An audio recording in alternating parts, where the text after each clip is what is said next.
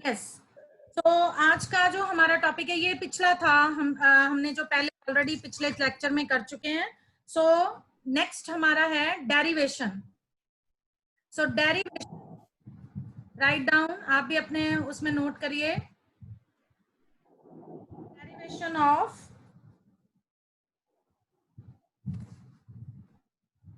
D Broglie's relation.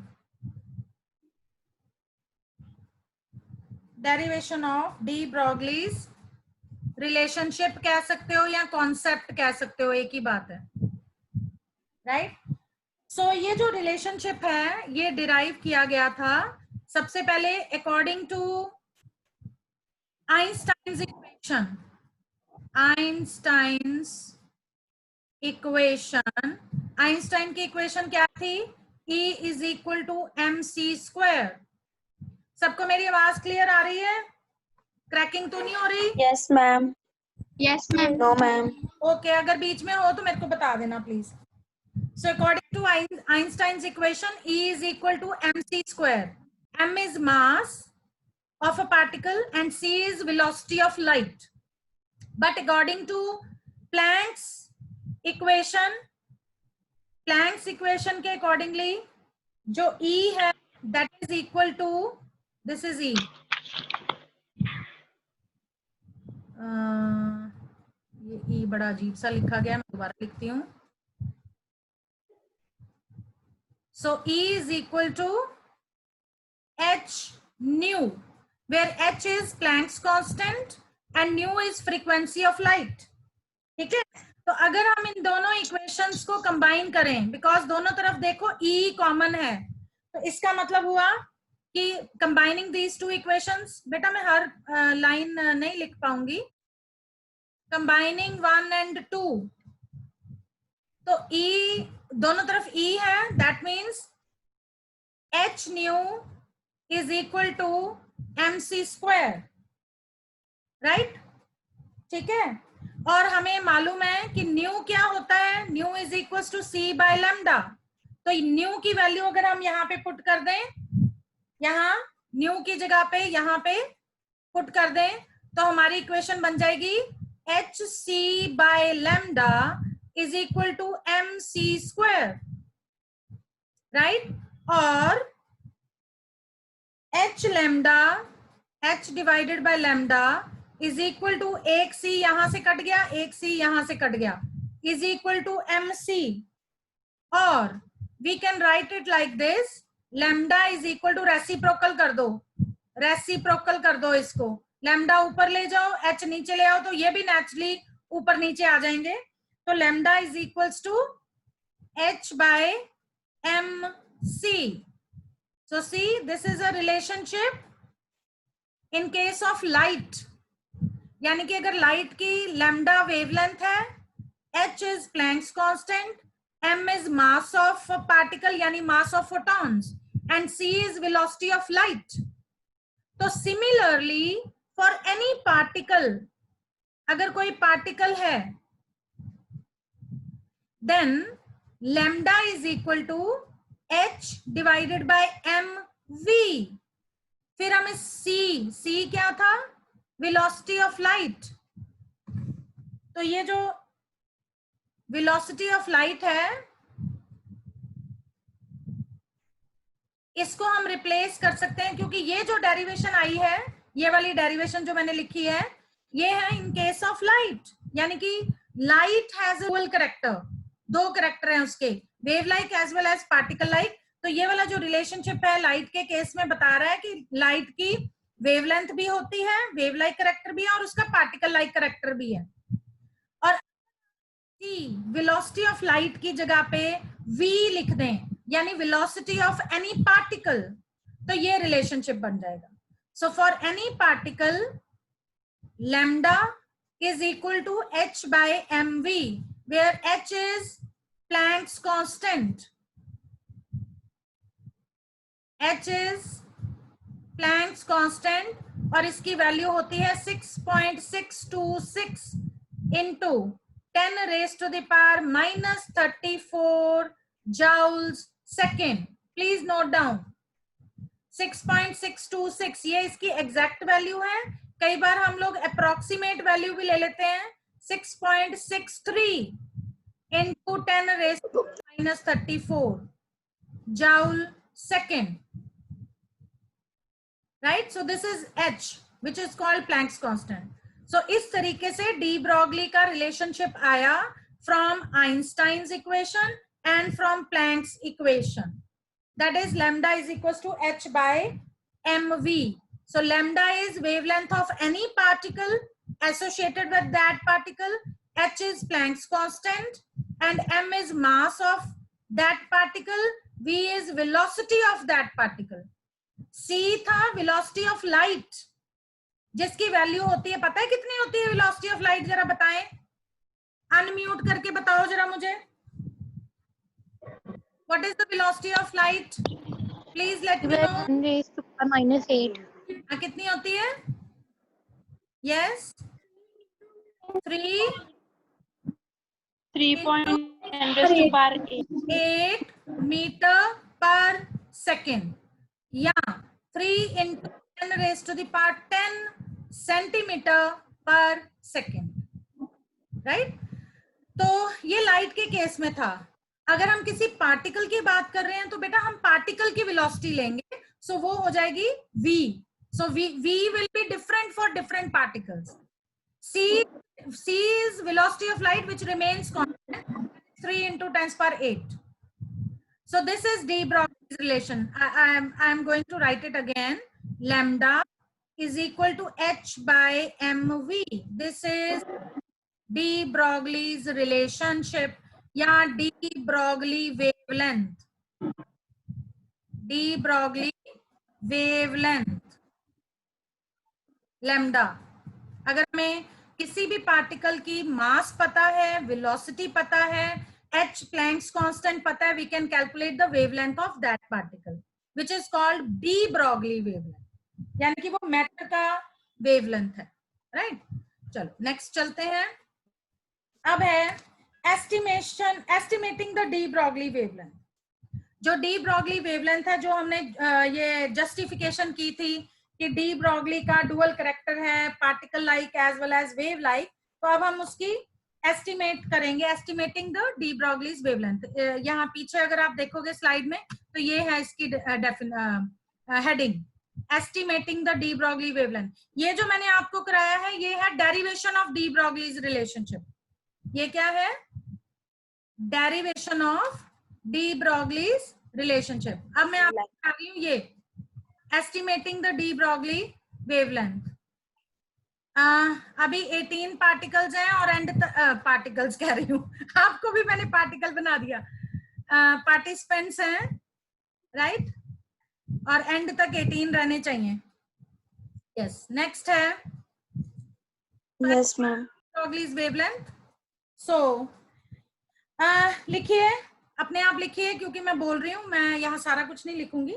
Late an electron of charge E, suppose कोई electron है, colour change कर लेते हैं थोड़ा अच्छा लगेगा.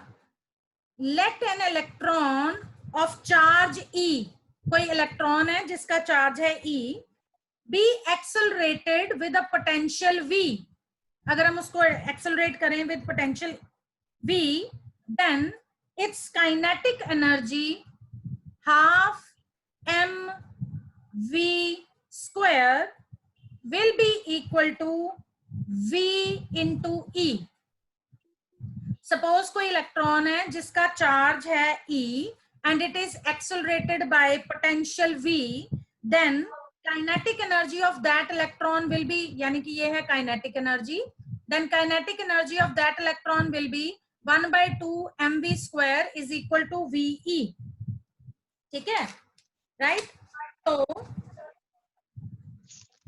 और अगर यहां से मुझे V निकालना हो, वेलोसिटी निकालना हो, तो V इज इक्वल टू, बाकी सब कुछ मैं उधर ले जाऊंगी दूसरी तरफ इक्वेशन के, तो ये 2 डिनोमिनेटर में है, उधर जाके न्यूमरेटर में हो जाएगा. सो 2VE डिवाइडेड बाय m. क्योंकि यहाँ पे स्क्वायर था, अगर मैं यहाँ दूसरी तरफ स्क्वायर को हटाना चाहूं तो नेचुरली दूसरी तरफ क्या हो जाएगा, ये उधर जाके जो पावर है ये हो जाएगी 1/2, यानी कि स्क्वायर रूट। आप इसको ऐसे भी लिख सकते हो, यहाँ पर इसको ऐसे भी लिख सकते हो, v is equal to under the root 2ve divided by m, ऐसे भी लिख सकते हो। यहाँ पावर को उधर, 2 की पावर को उधर ले जाओगे तो 1/2, राइट। नाउ सब्स्टिट्यूटिंग लिखो, सब्स्टिट्यूटिंग द वैल्यू ऑफ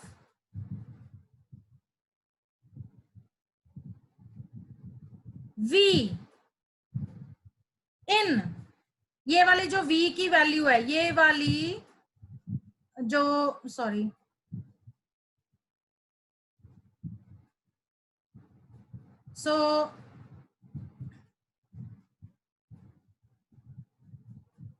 सो ये वाली जो वैल्यू है v की वैल्यू, इसको हम डी ब्रॉगली की वेवलेंथ में सब्स्टिट्यूट करेंगे। Substituting the value of v in ये वाली equation, lambda is equal to h by mv। So lambda is equal to h divided by m, और v की जगह मैं ये वाली सारी वैल्यू लिखूंगी, that is 2ve divided by m raise to the power 1/2। So ये हमने वैल्यू सब्स्टिट्यूट कर दी। अब देखो यहाँ पे भी m है और अंडर रूट में भी m है, राइट। इसका मतलब है एक m, ये खाली जो सिंगल बाहर अंडर रूट के बाहर है m, इसका मतलब क्या हुआ, m इज इक्वल टू, इसका मतलब है it is equal to under root m into under root m, यही मतलब होता है ना। नॉन मेडिकल वाले स्टूडेंट्स बताओ मैं सही बोल रही हूँ? Yes, ma'am.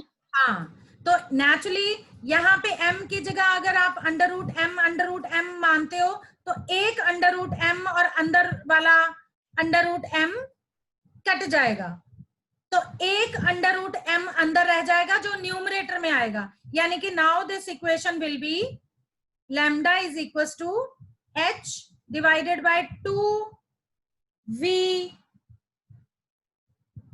e m raised to the power 1/2, right. So ये आ गई हमारे पास एक इक्वेशन। अब यहां से हमने डी ब्रॉगली वेवलेंथ को एस्टिमेट करना है कि कितनी वैल्यू आएगी, क्योंकि ये सारी चीजें कांस्टेंट हैं। h की वैल्यू आपको मालूम है, let me change my colour of the pen. So h की वैल्यू भी आपको मालूम है, v पोटेंशियल जो है ये हमें नहीं मालूम होगा, ये डिफरेंट होगा। e दैट इज इलेक्ट्रॉन का चार्ज, ये हमें मालूम है, राइट। मास ऑफ इलेक्ट्रॉन हमें मालूम है, और अगर हम इन सबकी वैल्यूज पुट कर दें तो हमारे पास लैम्डा की वैल्यू आ जाएगी। So the value of h is equal to 6.626 into 10 raised to the power minus 34 joule second, right? Charge of electron is equal to 1.6 into 10 raised to the power minus 19 coulombs, and mass of electron is equal to 9.1 into 10 raised to the power minus 31 kg। अगर हम ये सारी values इस equation में लिख दें, substitute कर दें, तो हमारे पास जो लैम्डा की वैल्यू आएगी that will be equal to, मैं आप सारी सब्स्टिट्यूट करके नहीं लिख रही हूं, मैं सीधा ही आंसर लिख रही हूं। अगर h की वैल्यू पुट कर दें, e की पुट कर दें, m की पुट कर दें, 2 तो पहले ही है, v की वैल्यू नहीं पुट करेंगे because that will be different. तो ये हमारे पास जो वैल्यूज पुट करके आंसर आएगा, ये बेटा हमारे पास आ जाएगा 1.226 into 10 raised to the power minus 9 divided by under the root v, that is potential meters. So this will be the answer. So ये हमारे पास लैम्डा की वैल्यू आएगी। So इस तरीके से हम डी ब्रॉगलीज वेवलेंथ की एस्टिमेशन कर सकते हैं। So this is the estimation of de Broglie's wavelength, and this value comes out to be approximately, अगर मैं इसको approximately आपको पिकोमीटर्स में बताऊं तो इसकी वैल्यू होगी 3.88 into sorry 38.8 3.88 नहीं 38.8 picometers. So this value will in picometers will be 38.88 and this wavelength, ये जो wavelength हमने calculate की है, this is comparable, लिख सकते हो आप, it is comparable to normal bond lengths in molecules. Bond lengths in molecule. So it is comparable to bond lengths in molecule. So इस तरीके से हम डी ब्रॉगलीज वेवलेंथ को एस्टिमेट भी कर सकते हैं. इतना समझ में आ गया? आगे चलूं? Yes, ma'am. Yes, ma'am. Yes, ma'am. All right. 10 minute रह गए. अपने आप मीटिंग कभी भी बंद हो जाएगी तो समझ लेना क्लास ओवर होगी, अगर अपने आप 10 मिनट के बाद हो जाती है. चलो नेक्स्ट हमारा टॉपिक है difference between matter waves and electromagnetic waves. So ये जो वेवलेंथ है यानी कि वेव्स हैं, जो मैटर वेव है यानी कि पार्टिकल के साथ जो वेव्स लगी हुई हैं, एसोसिएटेड है, उनको हम कहते हैं matter waves. Matter waves. Matter क्या होता है? Anything which occupies space and has mass and volume, right? यही होता है ना मैटर, ठीक है. और एक होती है इलेक्ट्रोमैग्नेटिक वेव्स. इलेक्ट्रोमैग्नेटिक वेव्स जैसे लाइट, जैसे यूवी रेज, जैसे आईआर, जैसे एक्स रेज, गामा रेज, ठीक है, कॉस्मिक रेज, ये होती हैं इलेक्ट्रोमैग्नेटिक वेव्स. वो होंगी इलेक्ट्रोमैग्नेटिक वेव्स. सो इलेक्ट्रोमैग्नेटिक वेव्स और मैटर वेव में फर्क है. सो electromagnetic waves are associated with electric and magnetic fields perpendicular to each other and towards direction of propagation. जितनी भी electromagnetic waves हैं, ठीक है, इनके साथ इलेक्ट्रिक और मैग्नेटिक फील्ड एसोसिएटेड होती है. और ये इलेक्ट्रिक फील्ड है, अगर ये मैग्नेटिक फील्ड है, they are perpendicular to each other. perpendicular का मतलब है 90 डिग्री पे होंगी, as well as towards the direction of propagation, यानी जिस डायरेक्शन में वो प्रोपेगेट कर रही हैं, ट्रेवल कर रही हैं. प्रोपेगेशन का मतलब ट्रेवल करना, राइट? लेकिन जो मैटर वेव्स होती हैं, they are not associated with electric and magnetic field. इनके साथ कोई इलेक्ट्रिक या मैग्नेटिक फील्ड एसोसिएटेड नहीं होती. Then second point is it can be radiated into space or emitted. ये वाली जो इलेक्ट्रोमैग्नेटिक वेव्स हैं, जैसे मैंने बोला इलेक्ट्रोमैग्नेटिक वेव्स कौन कौन सी हैं? लाइट, यूवी, लाइट का मतलब है visible, UV, IR, X rays, cosmic rays, audio wave, Microwave rays. Radio waves, microwaves, ये पूरा इलेक्ट्रोमैग्नेटिक स्पेक्ट्रम है जो आपने +1 में पढ़ा है.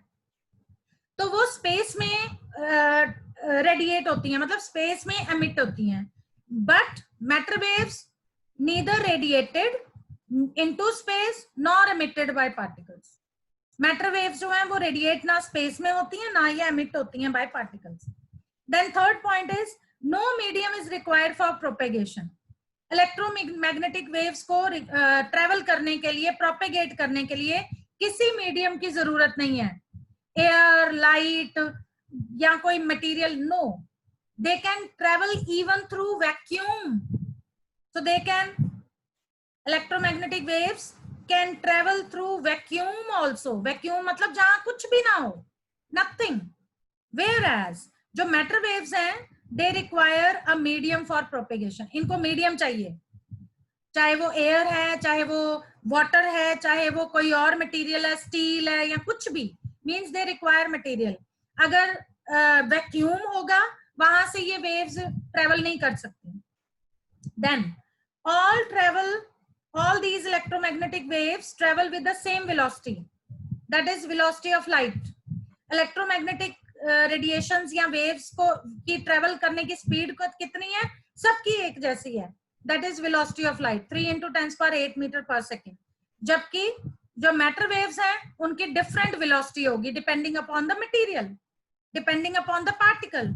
अगर इलेक्ट्रॉन है उसकी स्पीड कुछ और होगी, प्रोटॉन है उसकी स्पीड कुछ और होगी, न्यूट्रॉन है उसकी स्पीड कुछ और होगी, कोई मॉलिक्यूल है उसकी स्पीड कुछ और होगी, बॉल है उसकी स्पीड कुछ और होगी। सो matter waves will have different this speed, velocity depending upon the material.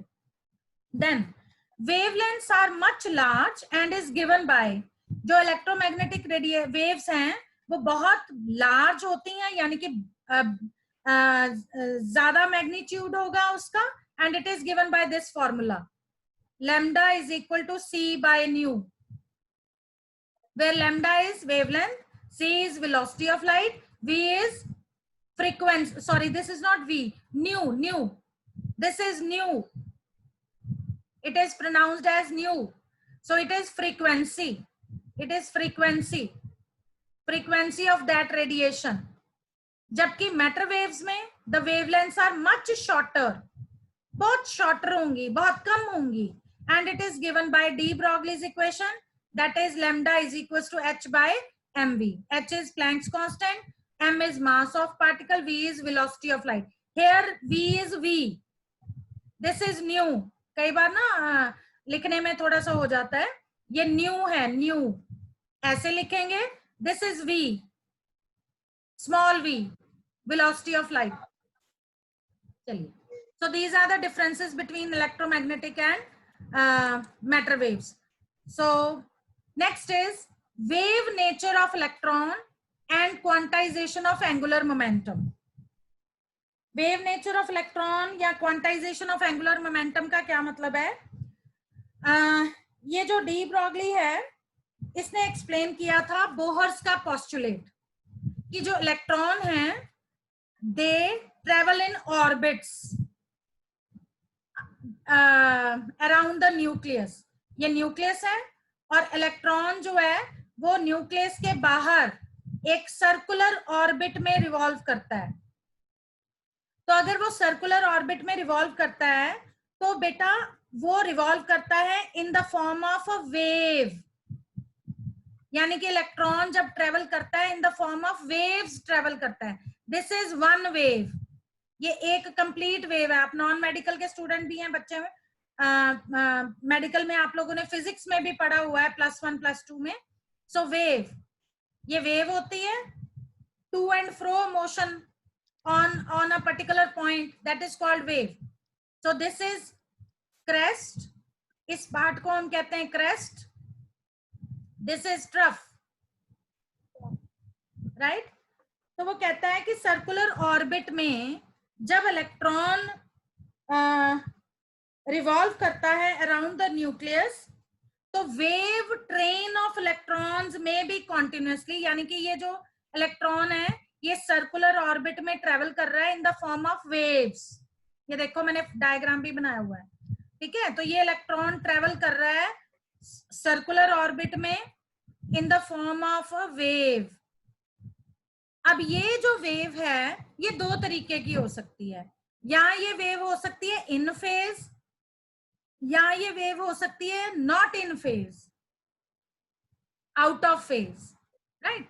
तो अगर इन फेज है इसका मतलब है अब वेव ट्रेवल कर रही है तो एंड में जाके वो वेव मीट करेगी, ठीक है. तो उसको हम कहते हैं इन फेज.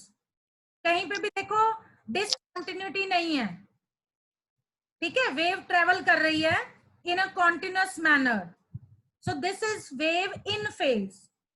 अगर wave out of phase travel करेगा, यानी कि इलेक्ट्रॉन ट्रेवल कर रहा है around the circular orbit in the form of wave, तो वो वेव आउट ऑफ फेज भी हो सकती है. यानी कि सपोज यहां से ये ट्रेवल की, यहां से ट्रेवल कर रहा है electron in the form of waves, लेकिन बाद में देखो यहाँ पे डिसकंटिन्यूटी आ गई, यहाँ पे डिसकंटिन्यूटी आ गई. यहां से ट्रेवल किया और ट्रेवल करने के बाद यहाँ पे वो वापस उसके साथ कंबाइन नहीं कर रहा, उसके साथ जुड़ नहीं रहा,